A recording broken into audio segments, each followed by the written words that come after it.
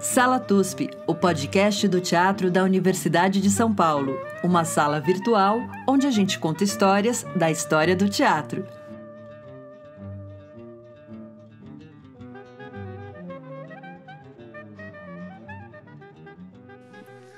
Olá, ouvintes do Sala TUSP, a nossa sala virtual, onde a gente conta histórias da história das teatralidades brasileiras. Eu me enrolei toda nas histórias, são muitas histórias, com H, com E, todos os tipos.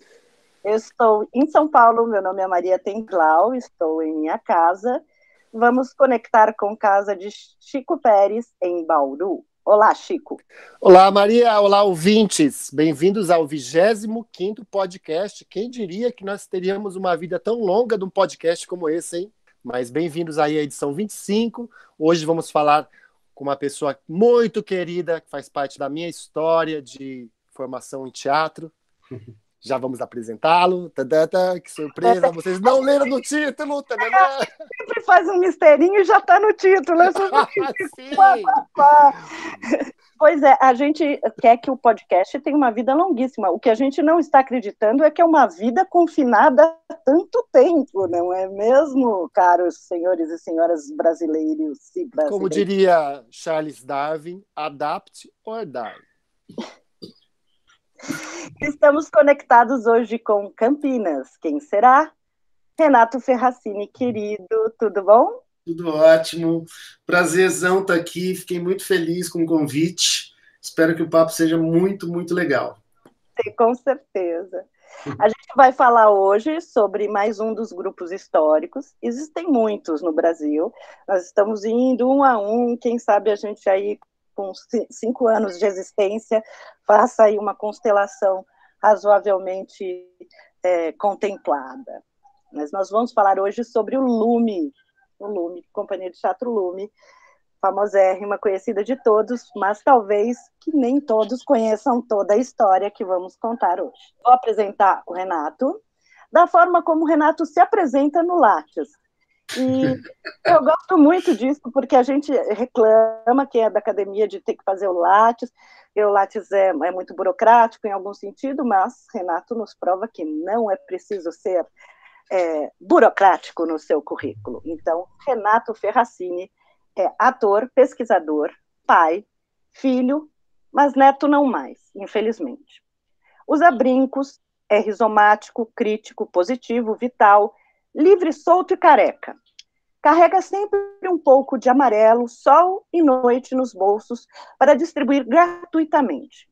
Mesmo já dito o mais importante, salienta-se que possui graduação em artes cênicas pela Unicamp, mestrado e doutorado em multimeios também pela Unicamp. É ator pesquisador e atualmente coordenador associado do LUME, Núcleo Interdisciplinar de Pesquisas Teatrais da Unicamp, onde atua teórica e praticamente em todas as linhas de pesquisa do núcleo desde o ano de 1993. É presidente atualmente da Abrace, que é a Associação Brasileira de Pesquisa e Pós-Graduação em Artes Cênicas, na gestão que foi de 2019 até este ano de 2021. E é professor com credenciamento permanente e orientador no programa de pós-graduação das Artes da Cena do Instituto de Artes da Unicamp. Já publicou 4 livros, A Arte de Não Interpretar como Poesia Corpórea do Ator, pela Unicamp FAPESP, Café com Queijo, Corpos em Criação, o Citec FAPESP, Corpos em Fuga, Corpos em Artes, _org, pela UCITEC FAPESP, e Ensaios de Atuação pela Perspectiva FAPESP também. Aproveitamos para falar bastante o nome da FAPESP, que é a nossa grande agência de patrocínio da pesquisa, e a qual a gente tem que lutar para preservar, pois este combate é diário, infelizmente, atualmente, muito mais sangrentamente diário. É isso? É isso, e tem uma coisa só que, inclusive, eu acabei de perceber, que eu não atualizei, que eu, Cris e Raquel lançamos mais um livro esse ano, pela FAPESP também. Olha! Práticas Teatrais sobre Presenças, Treinamentos, Dramaturgias e Processos. Pode sair agora em dezembro, está disponível lá na editora da Unicamp e foi pela FAPESP também, e só reforço o que você disse, o quanto a FAPESP é importante para a nossa área, para a área do teatro, para pesquisa no teatro, na dança, na performance, mas principalmente para pesquisa em geral. É um grande órgão de fomento à pesquisa aqui no estado de São Paulo e de muita importância nacional. Então a gente precisa realmente brigar por ela. Bacana. Mais. Querido, olha, eu vou me fazer de ingênua. Eu sou de uma geração que se criou na década de 90, então, para mim, Lume é referência e praticamente as histórias que a gente vai lembrar aqui são anteriores até a década de 90, mas é muito dali da diária. Mas pode ser que haja bastante gente que não o conheça. Então, eu queria voltar lá para trás, pensar um pouco na história, quase pré-Lume, foi o encontro do Burnier com o Simeone. Isso na página do Lume está como um início, não sei como que vocês consideram, mas você pode contar um pouco quem foi o Burnier? Bom, primeiro é muito engraçado, porque quando você me convidou para esse podcast, você falou, a gente está fazendo sobre grupos históricos, eu até brinquei com você, nossa, agora o Lume é um grupo histórico, porque a gente pensa assim, nossa, parece que a gente está no museu já, mas Sim, é desde 85, é super histórico, 30 e tantos anos, né? É que, como você falou, a lida é tão cotidiana ainda, né, e é tudo tão fresco ainda, as questões são tão atuais ainda, que que a gente nem se toca, que parece que já estamos há 36 anos aí na lida, e essa lida sempre se renova. E essa lida realmente começou há 36 anos, lá atrás, na verdade, em 84, a primeira vez que o Simeone foi fazer um curso com o Luiz Otávio Burnier, que tinha acabado de chegar da França. Ele chegou da França, há 8 anos ele estava estudando com Etienne Decroux, e tinha feito um mestrado em artes na Sorbonne sobre o Decroux, sobre a técnica Decroux.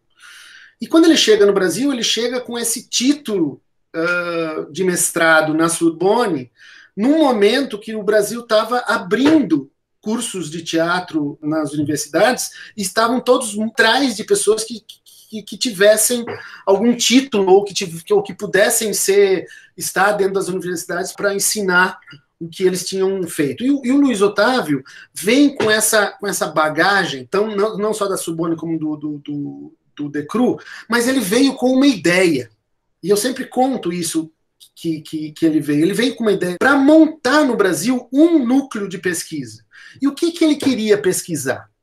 Ele sempre contava uma história para a gente do que ele queria pesquisar. Ele falava que é o seguinte, ele via o Decroux trabalhando, ele falava para a gente que ele via como um leão em cena, um leão enorme em cena, uma potência, uma força muito grande, que ele chamava de leão. E o Decroux, sendo esse leão, já com 80 e tantos anos, com a mesma técnica potente, mas com o corpo já um pouco debilitado, então não tão preciso, não tão potente, não tão forte. E ele falava que quando ele via alunos do Decroux de 30 anos, com uma potência energética muito grande, muito forte, ele não via esse leão.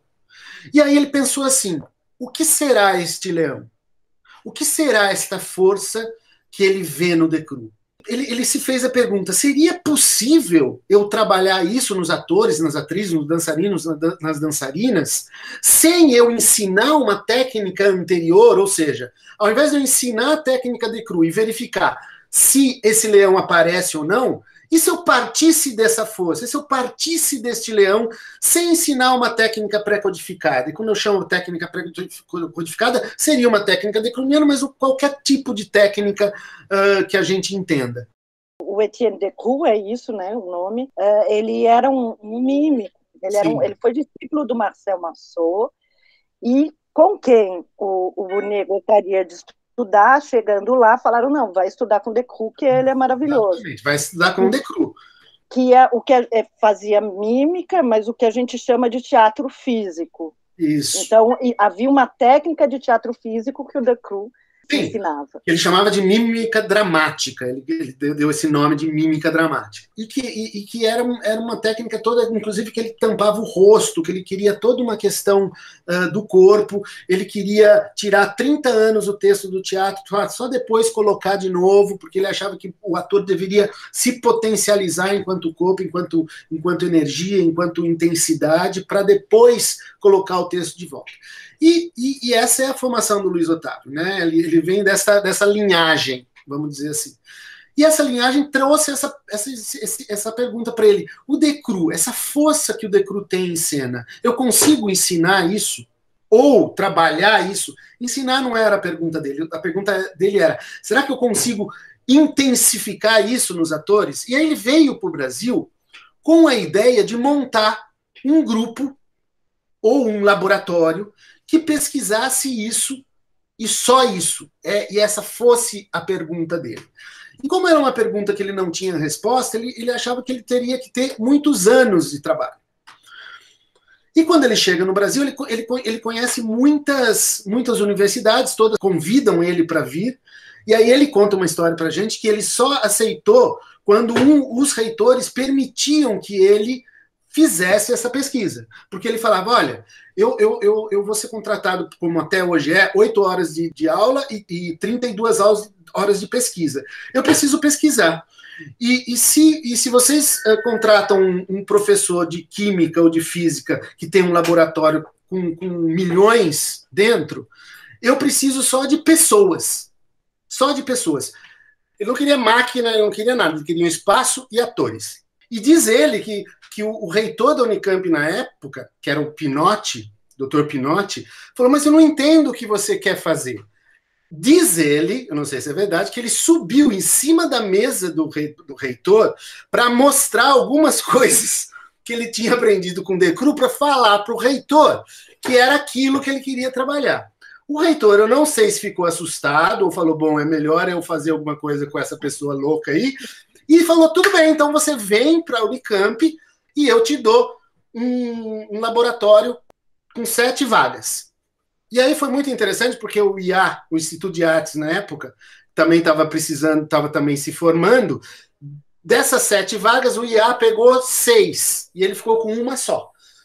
E aí ele chamou o Carlos Simeone, que ele tinha trabalhado no ano anterior, em 84, chamou o Carlos Simeone para o Carlos Simeone vir, porque ele tinha uma vaga, ele poderia pagar um salário para o Simeone, para eles começarem uma pesquisa. Em cima dessa pergunta, é possível esta força, esta potência, este leão? Bom, o Simeone chegou em Barão Geraldo a data de aniversário do Lume é o dia que o Simeone chega em Barão Geraldo, no dia 10 de fevereiro de 1985. Né? Nesta data, é a data que ele chega em Barão Geraldo para ter o primeiro dia de trabalho com o Luiz Otávio Brunier. No começo, a universidade tinha prometido mundos e fundos, mas a Unicamp era uma universidade que estava começando, não tinha muito espaço. Eles começaram a trabalhar num salão de igreja, né? Aqui do lado, que eu moro do lado desse salão de igreja aí. E aí eles começaram a trabalhar, e aí o Simeone conta uma história muito engraçada, que, claro, o Simeone contando é uma coisa, eu vou contar, mas que ele fala que ele chegou com essa ideia de que assim, ele ia trabalhar com um professor que veio da Sorbonne, que trabalhou 8 anos com Etienne Decru, e que ele ia chegar e ia se entregar para esse cara e falar assim, eu quero que você me ensine tudo que você sabe. E no primeiro dia, o Simeone chegou e falou, o que eu faço? E o Luiz Otávio, sentadinho, olhando para ele, falou assim, não sei, faz.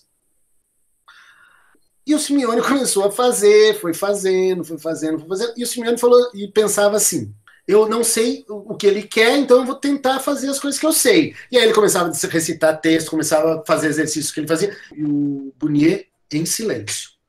4 horas se passaram em silêncio.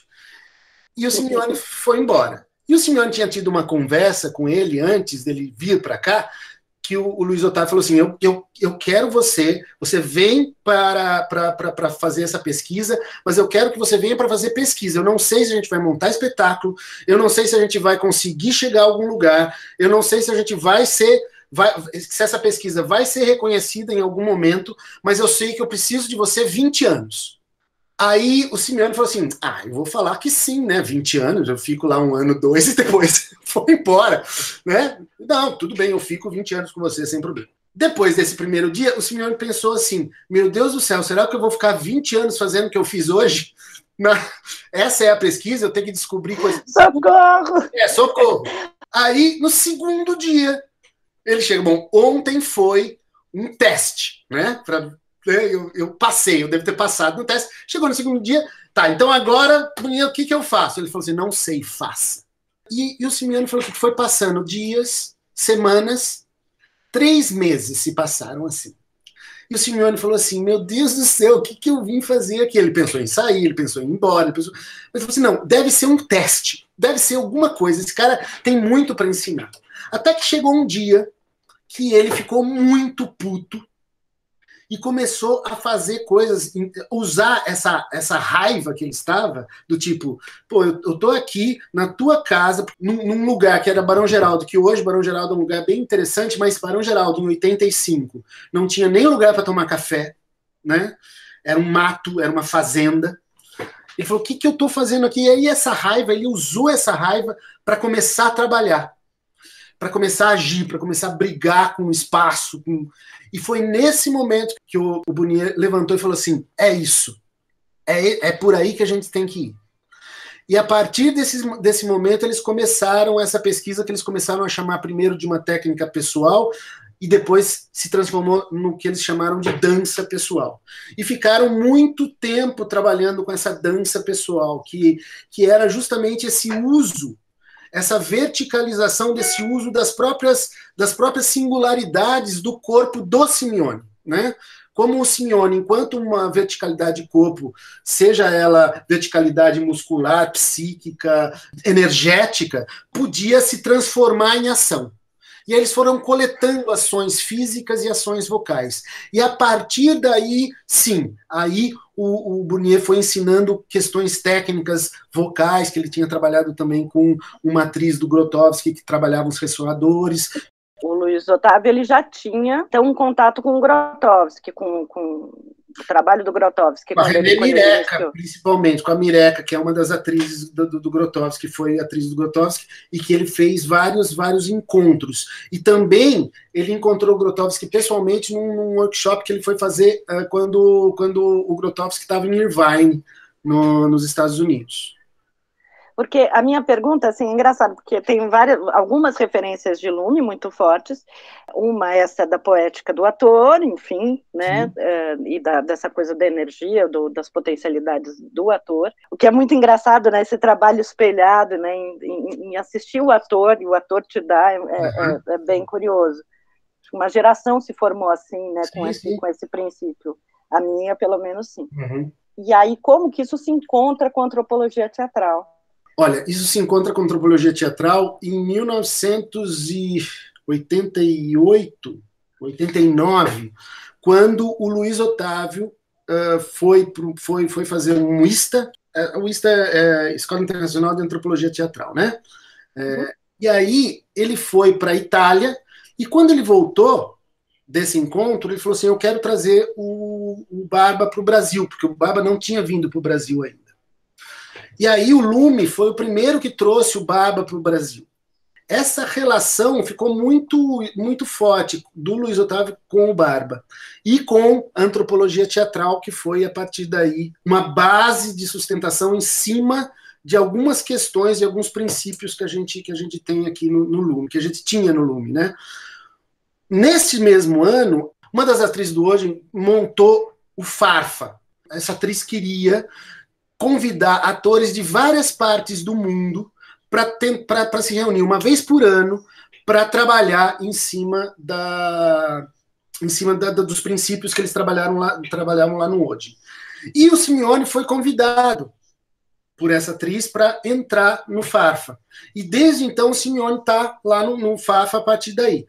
E todos os exercícios, na verdade, que a gente trabalhou no Lume, em cima da antropologia teatral, não foram exercícios que vieram diretamente do Barba, mas foram exercícios que vieram deste grupo Farfa, que o Simeone sempre trazia para a gente do grupo.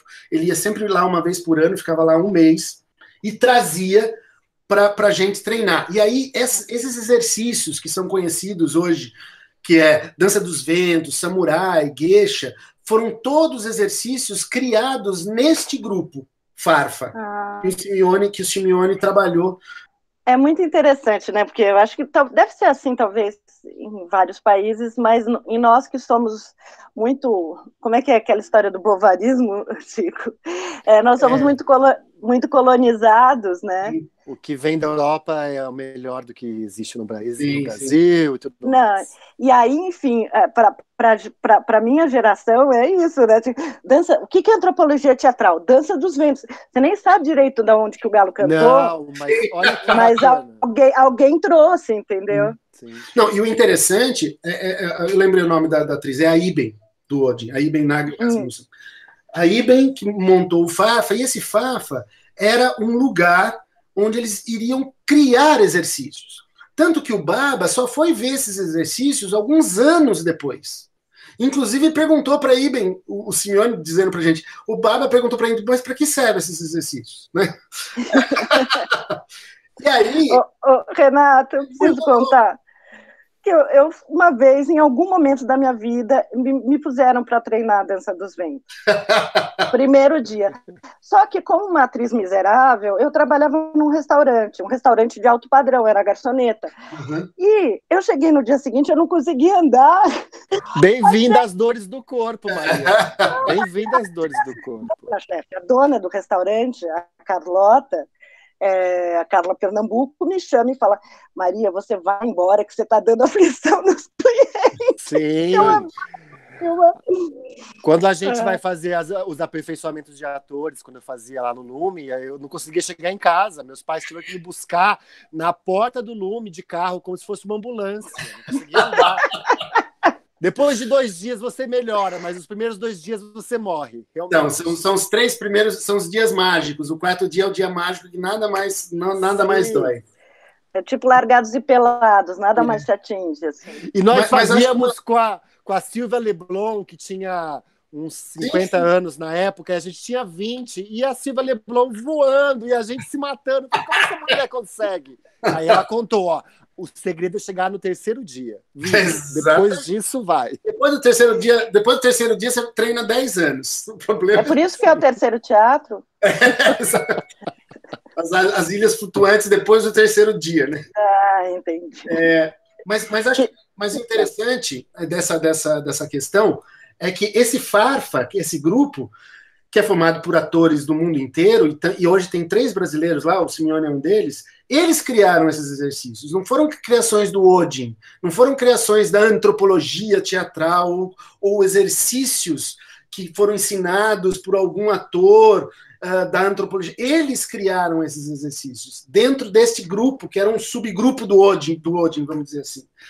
E aí, então é muito interessante também, porque essa questão que a gente tem de que não é as coisas europeias, mas e esses exercícios foram criados por brasileiros também, né? O Simeone foi um brasileiro que criou a geisha, que criou o samurai, que criou a dança dos ventos, né? Dentro desse grupo, quer dizer, não foi ele que criou, mas eles criaram enquanto agrupamento, enquanto um coletivo. Não, e a gente não está falando da origem, a origem independente, é como a gente acolhe a coisa, uma devoção, e eu, a primeira vez que vi o Simeone, junto com o Burnier, eles foram fazer uma demonstração na ECA, eu fazia graduação na época, e eu quase morri, porque eu falei, eu não sirvo para isso, eu nunca consegui, pronto, acabou minha carreira, foi bom ter vindo até aqui. Porque é uma coisa de um trabalho, de uma dedicação incrível. Eu queria te fazer 2 perguntas juntas. Assim. Diga. A primeira é que você falasse por que é Lume, se não me engano é uma frase, né, do Burnier que fala isso, mas a segunda é entender a terceira referência do Lume, como que a dança pessoal, aí a antropologia teatral, como que chegou no cômico? Isso é um fenômeno aqui do Brasil ou acontece em outros lugares também esse encontro? Bom, primeiro porque é Lume. Lume, ele é um nome duplo. O Lume nasce da vontade do Luiz Otávio Burnier de colocar luz no nome, ou seja, Lume é o lume da lua, é aquela luz tênue da lua, né? Só que, ao mesmo tempo, ele tinha que criar um nome que fosse uma sigla. E aí, Lume, no início, ele queria juntar essa ideia de luz com a necessidade de criar uma sigla. E LUME era Laboratório Unicamp de Movimento e Expressão. LUME. Né? Então, ele criou a palavra Laboratório Unicamp de Movimento e Expressão, mas a ideia dele é que fosse LUME. O LUME nasce como um laboratório, por isso que tinha que ter uma sigla, vinculado ao IA, mas depois logo ele passa a ser vinculado à reitoria, e a gente se desvincula do IA. E aí essa sigla cai, mas o nome fica, o LUME fica, porque a ideia do Luiz Otávio era vincular o nome do grupo à luz, e aí ele queria que se chamasse LUME. Aí a outra questão é uma questão complexa. Por quê? Porque daí eu vou ter que voltar um pouco na história. Quando o Luiz Otávio ele começa a trabalhar essa questão da dança pessoal com o Simeone, mas essa dança pessoal ela é a verticalização de um corpo, de um ator, né? Daquele ator. E o Simeone tinha uma característica que todas as ações, ou quase todas as ações dele eram muito densas.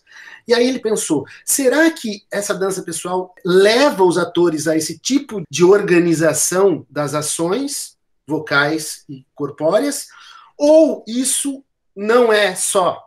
Eu preciso trabalhar isso de outra forma. Aí, quando ele chama o Ricardo, 3 anos depois ele chama o Ricardo Pussetti para entrar no LUME, ele chama o Ricardo, e o Ricardo trabalhava com palhaço, já, na rua. E aí ele chama o Ricardo com essa ideia de trabalhar uma dança pessoal a partir de uma comicidade para verificação dessas ações serem mais leves, vamos dizer assim, né? Como que essas ações da dança pessoal poderiam ser mais leves.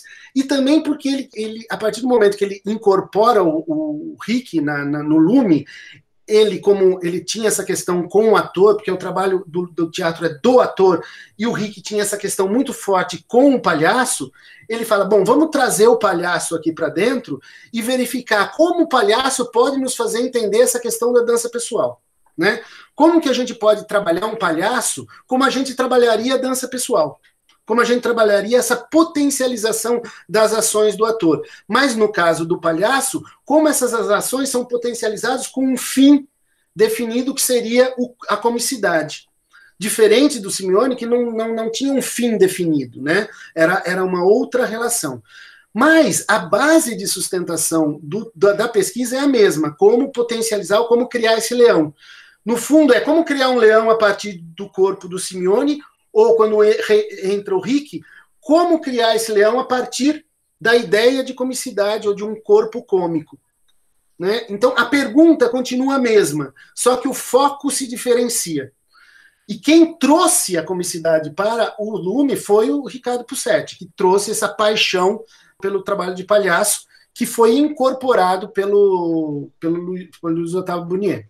É legal você falar essas peculiaridades do Ricardo e do Simeone, porque hoje a gente vê vários atores que são formados com técnicas que vieram originalmente de exercícios do LUME, mas cada um vai por um caminho diferente. Então, realmente, essa questão da dança pessoal ainda permanece forte, né? É a única ligação que eu vejo entre atores tão diferentes que passam pelo LUME ou que têm contato com as técnicas. Todos eles desenvolvem a dança pessoal e essa linguagem pessoal é potencializada. Isso é bem interessante.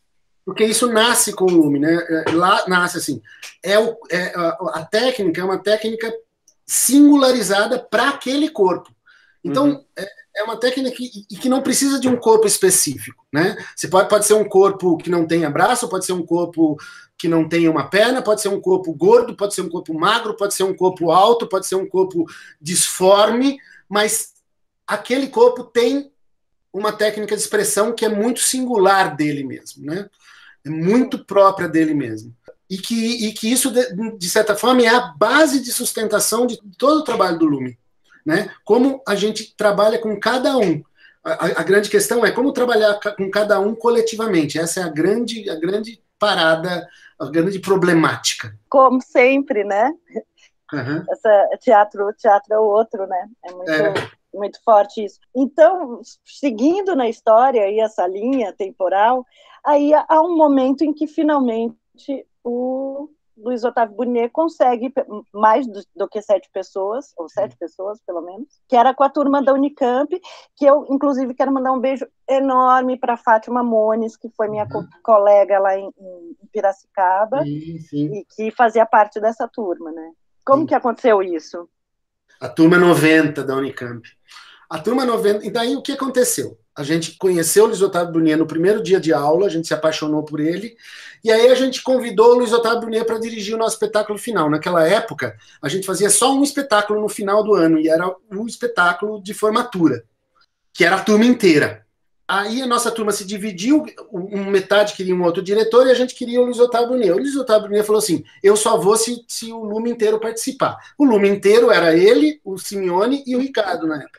Eles vieram trabalhar com a gente, ficaram um ano inteiro trabalhando com a gente. Foi um ano muito intenso de trabalho. Ele queria trabalhar nesse espetáculo com uma técnica que ele estava chamando de mimesis corpórea. Que daí, em cima da mesma pergunta, como potencializar o trabalho do ator. Mas aí ele se fez a seguinte questão. Tanto no trabalho de dança pessoal como no trabalho de palhaço, a questão era o ator singular. Então a gente entrava em sala, ou eles entravam em sala, e ficavam trabalhando essa potencialização, essa intensificação a partir das singularidades próprias do corpo de cada um. Aí ele perguntou, tudo bem, está tudo muito fechado. E se a gente trabalhar essa potencialização a partir do corpo do outro? Não a partir do meu próprio. E aí ele começa a trabalhar uma coisa que ele chamou de mimesis corpórea, que era, vamos observar os corpos ao nosso redor, o corpo do outro, e verificar, não imitar o corpo do outro, mas verificar nessa observação como que características do corpo do outro pode potencializar o meu próprio corpo. Como que eu organizo, por exemplo, um ritmo observado que não é o meu ritmo? Como eu organizo na tensão do meu ritmo com o ritmo observado um ritmo singular? Como eu observo o corpo do outro e recrio esse corpo em mim? Isso é o que a gente chama de mimesis corpórea. A base, a pergunta é a mesma, é a potencialização do corpo singular de cada ator. Mas um trabalha a partir da verticalização dele mesmo com ele mesmo, outro trabalha a partir de uma verticalização dele mesmo com ele mesmo, mas com um fim cômico, e o outro trabalha com uma verticalização do próprio corpo a partir da observação do outro, né? Então muita gente que estuda o Lume ou fala sobre o Lume fala assim, não, o Lume teve uma fase interior e uma fase exterior. Então ele traz essa pesquisa da mimesis corpórea como essa observação do fora. Depois de um ano que a gente se formou, que a gente ficou todo mundo no Lume, inclusive a Fátima ficou lá um tempo também, estava o Sim e o Rick, ele escolheu outras 6 pessoas para continuar, né? E aí ele escolheu eu, a Cris, o Gesser e a Raquel para continuar a pesquisa de mimesis corpórea, né? Essa pesquisa específica de mimesis corpórea. E também a Ana Elvira Vu, que hoje também é uma professora da UFO, super famosa, trabalha com palhaço, e a Luciene, que também depois largou o teatro, etc. A Luciene e a Ana Elvira não quiseram mais continuar, ficamos nós 4. O Rick trabalhando especificamente a questão do palhaço, o Simi trabalhando especificamente a questão da dança pessoal, e eu, a Cris, o Jéssica e a Raquel trabalhando a questão dessa outra linha que seria a mimesis corpórea. Depois em 97, o Rick vai para a Inglaterra fazer um curso lá, conhece a Naomi, se apaixona pela Naomi, traz a Naomi para cá, a Naomi aos poucos vai entrando, e aí viramos os 7 que, por incrível que pareça, foram as 7 vagas que o Pinotti deu lá atrás, não sei se vocês lembram, lá na primeira vez que o Burnier falou assim, que ele falou para o Burnier, te dou 7 vagas. Finalmente chegamos aos 7, depois de tantos anos. Foi isso que eu pensei, aos 7. Isso que é teu tá marcado, né? Exatamente. 7 número cabalístico. Renato, eu queria fazer uma pergunta exatamente sobre Pinotti, Unicamp, e que para mim me interessa muito, e eu sei que para ti também, nas nossas andanças de encontro de grupo, de pensar política cultural. Eu queria que você falasse um pouco como é que você pensa isso exatamente, como que a universidade pode favorecer, quer dizer, integrar e atuar como patrocinador de política cultural também. né, onde a pesquisa e a arte se encontram, e como que você vê essa relação, como que é essa relação hoje em dia dentro da Unicamp, enfim. Bom, eu acho que assim, a Unicamp, não só a Unicamp, mas as universidades do Brasil e os cursos das universidades do Brasil têm uma característica muito forte, que eles são muito vinculados a uma questão prática, né? Existem quase a totalidade dos cursos, ou a grande maioria dos cursos de teatro no Brasil, promovem produtos culturais, né?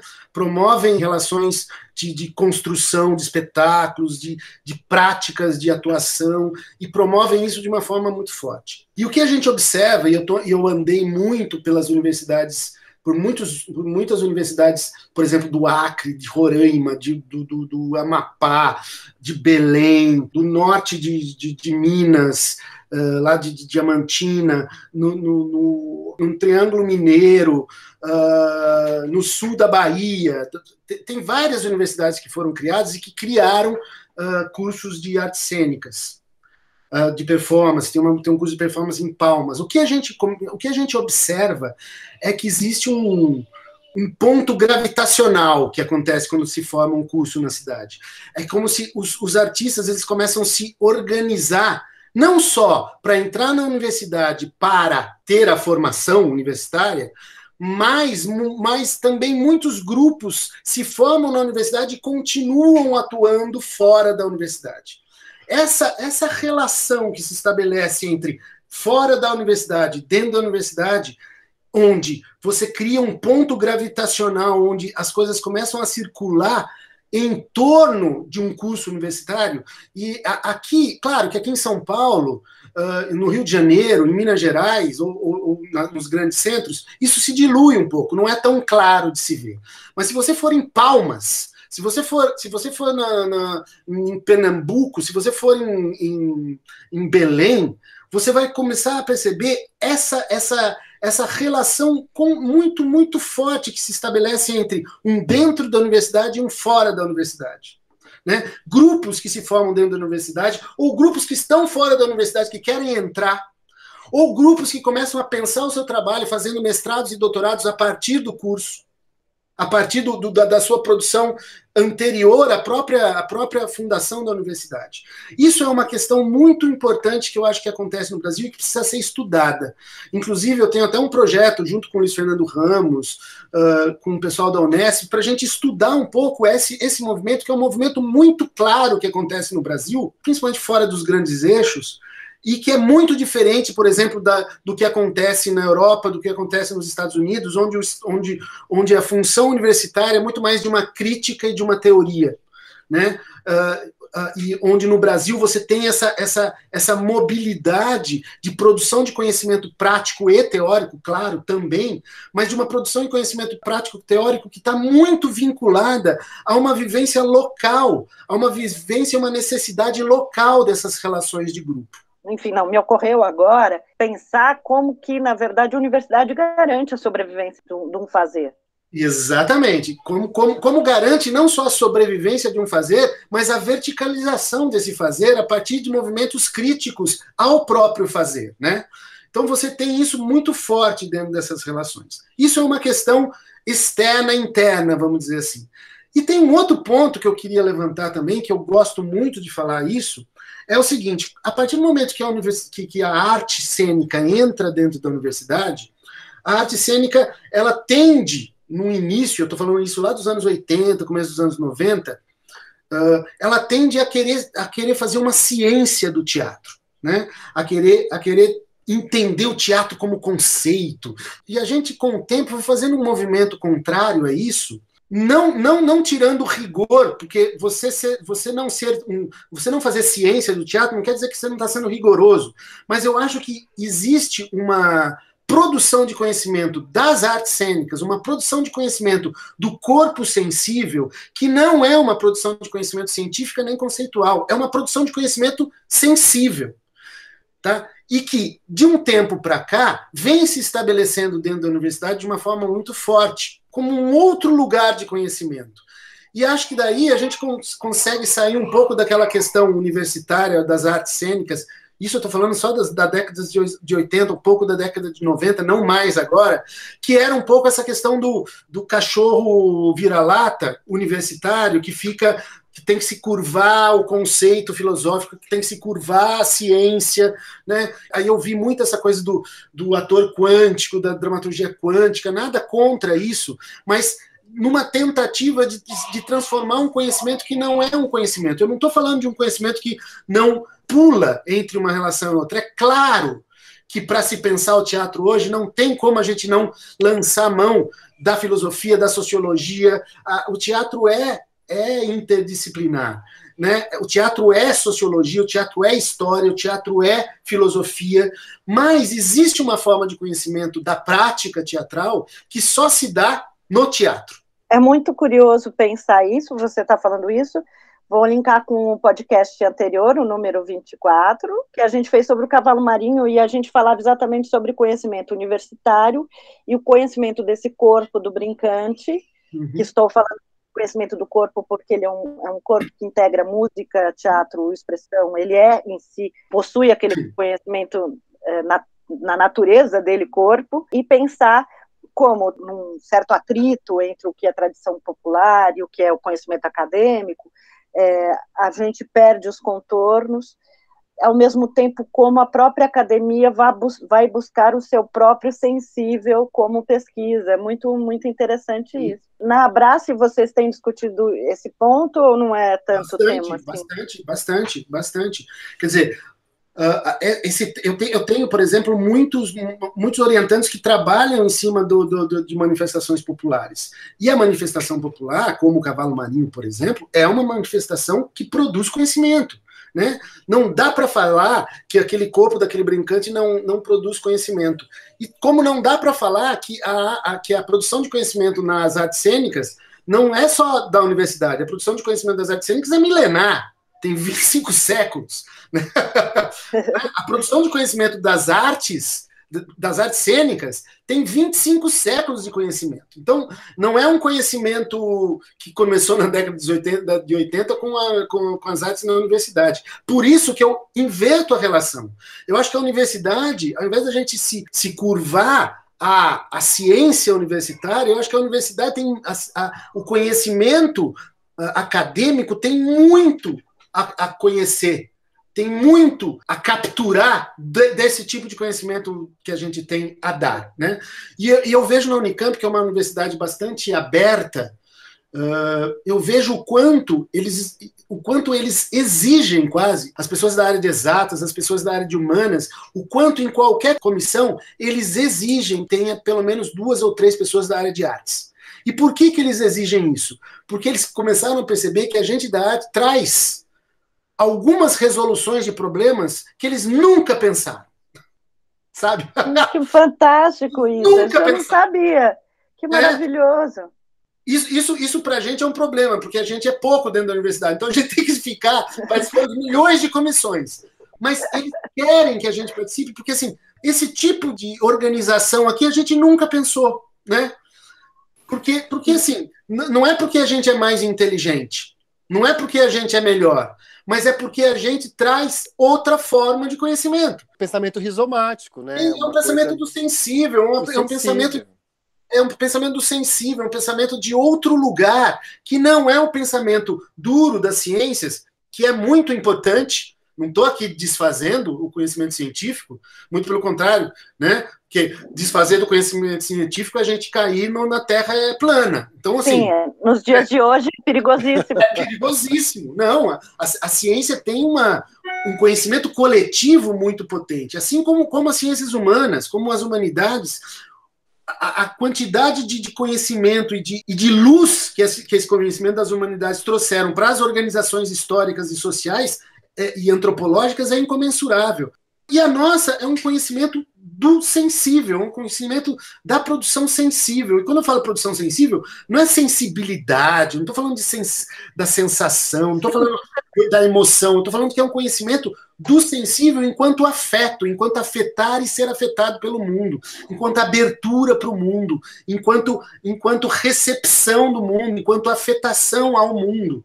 Esse conhecimento é a arte que traz. E ninguém pode acusar o Lume de falta de rigor, né? Pelo que nós próprios falamos, né? Às 5 da manhã, fazendo um exercício por 4 meses para começar a entender alguma coisa. É um trabalho de pesquisa, realmente. Quem passa por um processo do Lume não pode fazer corpo mole. Porque se fizer, aparece no trabalho também, né? Já aconteceu. É um afeto meio frouxo, né? Escuta, vamos então, para finalizar, utilizar a imagem do Lume. Me diga para que lado esse Lume está apontando no trabalho de vocês hoje, 2021, confinados, sem suas casas, como que o Lume tem vivido? Nesse simpósio que teve semana passada, eu convidei alguns grupos para falar justamente de como esses grupos estavam se relacionando com a pandemia, né? Muitos deles começaram a usar esses dispositivos de internet, etc., para criar realmente coisas muito potentes, né? A Tish falou coisas muito interessantes, todo mundo que estava lá, o Fernando, do Clowns de Shakespeare, também colocou uma produção muito legal que eles estão fazendo lá. O Lume, a gente optou por esperar. A gente optou por esperar. Porque a gente optou por organizar eventos. A gente organizou muitos eventos de discussão, a gente organizou simpósio, a gente organizou cursos online, quer dizer, a gente não parou um segundo, mas a gente optou por não utilizar, e é uma opção interna nossa, para não utilizar esses dispositivos no sentido criativo que eles têm. Não que a gente não acredite que eles tenham, mas é que a gente não quis nos organizar para fazer esse tipo de criação. A gente tinha acabado de estrear um espetáculo, né? A gente tinha acabado de... A gente iria, a partir de abril, começar com esse espetáculo, a gente ia fazer o palco giratório do Sesc pelo Brasil inteiro, né? E é um espetáculo chamado Kintsugi Sem Memórias, que foi um espetáculo muito importante para a gente, que repensou a nossa história, que repensou as nossas questões, que fez uma autocrítica do grupo Lume, das relações do Lume, e das relações históricas que o Lume teve. Quer dizer, a gente se colocou de uma forma muito potente nesse espetáculo, trabalhando uma questão de memória como se fosse o encerramento de um ciclo para início de outro ciclo. E a gente não queria começar esse outro ciclo na internet, sabe?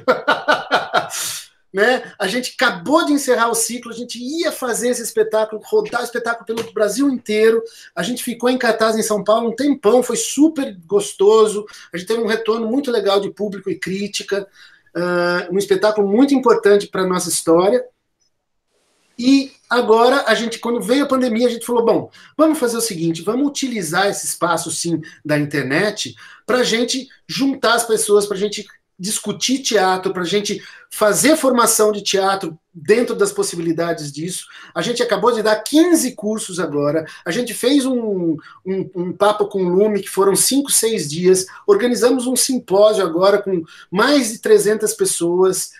Então, a gente está trabalhando nesse sentido, mas não no sentido criativo nessas questões. Eu acho que a gente realmente vai esperar voltar para a gente começar essa segunda fase dentro desse novo mundo que vai aparecer. Já que a gente fechou a fase e veio uma pandemia e que a gente nem sabia qual fase viria depois, então que a fase nova do Lume venha com esse mundo novo que também vai vir, entende?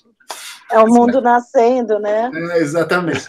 Aqui está nascendo com raios e trovões, está uma tempestade no Butantã. Venha cá, eu estou com uma pequena que está apavorada aqui do meu lado. É engraçado ouvir essa história do Lume, porque ele faz parte da minha formação como ator, porque eu nasci em Campinas, né? Morei em Hortolândia, nasci em Campinas, mas depois fui estudar em São Paulo. Então o Lume sempre teve em volta dessa história.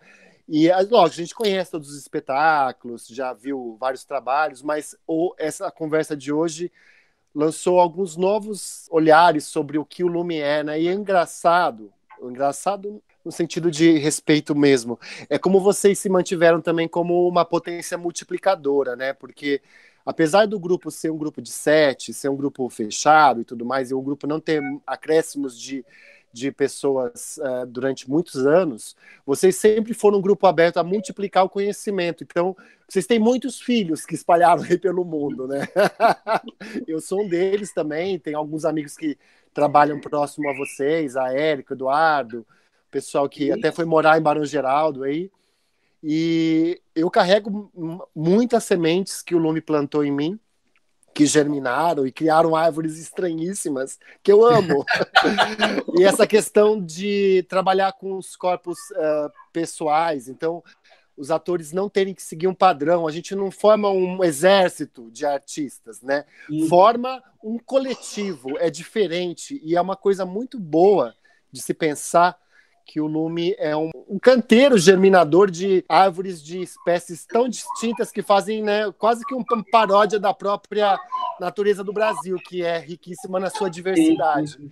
Então a gente tem uma diversidade de atores aí que vieram, que passaram pelo Lume ou que nasceram a partir do contato com o Lume, e é importantíssimo também salientar esse afeto multiplicador que vocês carregam, né?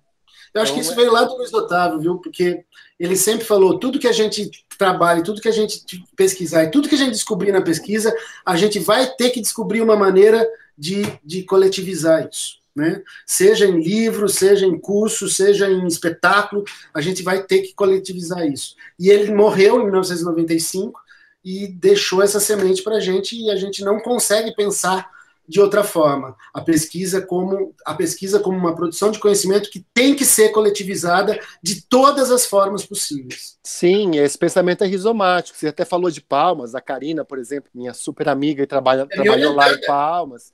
E aí a gente carrega essa semente. Eu aqui em Bauru, a Maria também carrega algum pouco desse conhecimento. Então o Lume, na verdade, é uma contaminação que passou para vários lugares no Brasil, né? Vamos torcer para este tipo de contaminação e não o outro. O outro, né? Muito. Pegou a dica, Maria! Tem que fazer o gancho, eu que encerro, eu sou cruel, eu faço o corte lacaniano. O corte lacaniano de hoje é: vamos germinar, vamos contaminar afetos positivos e não afetos negativos. Sim. E o mais importante de tudo, estamos vivendo um genocídio. Eu preciso falar isso hoje porque é muito sério. Eu não sei o que virá depois disso, mas eu quero dizer que hoje, no dia 4 de março de 2021, nós estamos vivendo um processo necropolítico de assassinato em massa. Então, não vacilem, fiquem em casa, se preservem, ajudem quem vocês possam ajudar, vamos se unir, porque estamos por nós, gente. Estamos por nós. Desculpe o baixo astral final, mas é absolutamente necessário, não há como escapar disso. Exato, é o que há por hoje. Beijos, queridos. Beijo, obrigado.